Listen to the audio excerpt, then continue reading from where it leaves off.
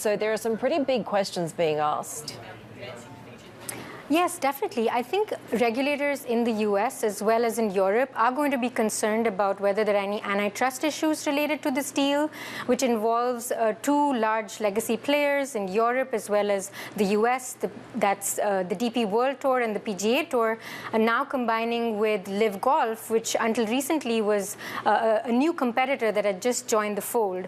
So having these three entities come together and form like a giant monopoly is something that could potentially be a cause of concern, and looks like it's already raising red flags when it comes to regulators. And we've been reporting that there have been some concerns already, and regulators will potentially be looking at this more closely. Already the DOJ is examining the PGA's policies. They started an investigation last year, and that investigation is not going to go away because of this deal.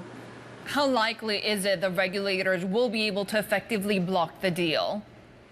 We'll have to see, because, a lot of the financial terms of this deal are still being worked out.